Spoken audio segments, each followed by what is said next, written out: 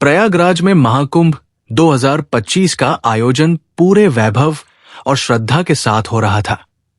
मौनी अमावस्या की रात लाखों श्रद्धालु संगम तट पर पुण्य स्नान के लिए उमड़े थे। गंगा, यमुना और अदृश्य सरस्वती के संगम पर आस्था की अविरल धारा बह रही थी। हर तरफ भक्तों का जनसैलाब था। साधु संतों की आवाजाही और धार्मिक अनुष्ठानों की ध्वनि वातावरण को आध्यात्मिक बना रही थी। महाकुंभ के सफल संचालन की जिम्मेदारी जिला प्रशासन पर थी। जिला अधिकारी सीमा अंसारी और उनकी टीम महीनों से सुरक्षा और भीड़ नियंत्रण की योजनाओं पर काम कर रही थी। प्रशासन ने कई सुरक्षा घेरों का निर्माण किया था, जिसमें पुलिस बल, एनडीआरएफ और स्थानीय स्वयंसेवकों की टीमें तैनात थी। सीसीटीवी कैमरों से निगरानी रखी जा रही थी ताकि किसी भी अप्रिय घटना को टाला जा सके। मौनी अमावस्या के दिन श्रद्धालुओं की संख्या अनुमान से कहीं अधिक बढ़ गई थी। प्रशासन को उम्मीद थी कि करीब 2 करोड़ श्रद्धालु स्नान करेंगे, लेकिन ये संख्या 3.5 करोड़ के पार चली गई। यही कारण था कि सुरक्षा के तमाम इंतजामों के बावजूद हालात बिगड़ने लगे। रात के लगभग 11 बजे के आसपास संगम के मुख्य स्नान घाट के पास अचानक अफरातफरी मच गई। भीड़ अत्यधिक बढ़ जाने के कारण भक्तों का धक्का मुक्की शुरू हो गई। रिपोर्ट्स के अनुसार एक अफवाह फैली कि किसी व्यक्ति ने विस्फोटक सामग्री देखी है। इस अफवाह ने भय और भगदड़ का रूप ले लिया।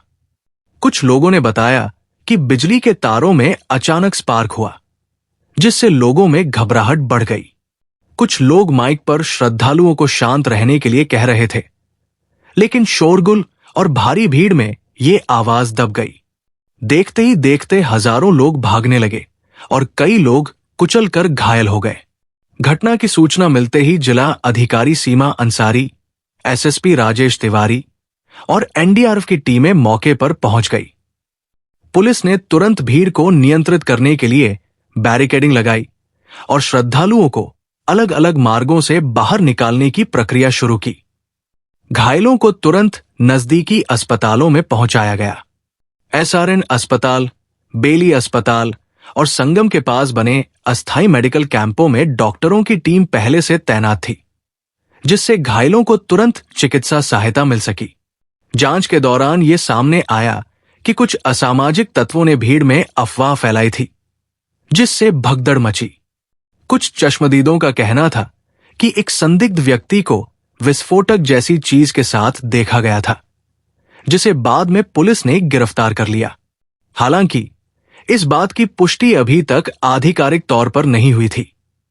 कुछ लोगों ने प्रशासन को भी जिम्मेदार ठहराया कि स्नान के मुख्य मार्गों पर अतिरिक्त बैरिकेडिंग नहीं थी और वैकल्पिक निकासी मार्गों को पर्याप्त रूप से तैयार नहीं किया गया था।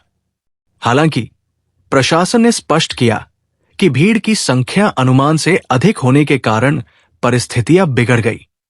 महाकुंभ के प्रशासनिक अधिकारियों ने हादसे की उच्च स्तरीय जांच के आदेश दिए।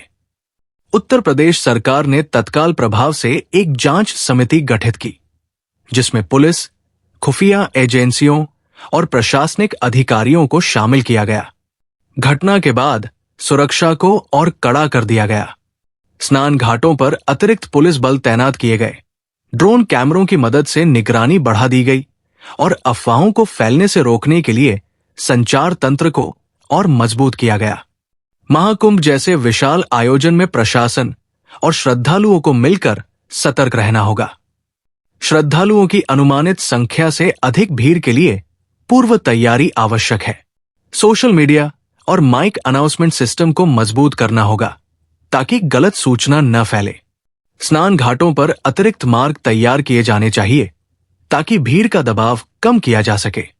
ड्रोन कैमरों और आर्टिफिशियल इंटेलिजेंस आधारित भीड़ नियंत्रण सिस्टम को लागू करना होगा। मौनी अमावस्या की रात हुई इस दुखद घटना ने प्रशासन और श्रद्धालुओं को सतर्कता का संदेश दिया। हादसे में कई लोगों ने अपनी जान गंवाई, लेकिन राहत और बचाव कार्यों की तत्परता ने कई अन्य लोगों की जान बचाई।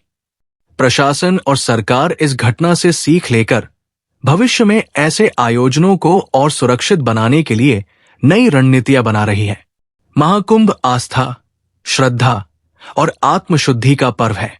यह महत्वपूर्ण है कि भविष्य में इस तरह के हादसों से बचने के लिए सुरक्षा और प्रबंधन के नए मानक स्थापित किए जाएं, जिससे ये पवित्र आयोजन श्रद्धालुओं के लिए सुरक्षित और सुव्यवस्थित बना रहे। अगर दोस्तों आप इस चैनल पर नए हैं तो चैनल को सब्सक्राइब और वीडियो को लाइक जरूर कर दें। मिलते हैं नेक्स्ट वीडियो में। Thanks for watching.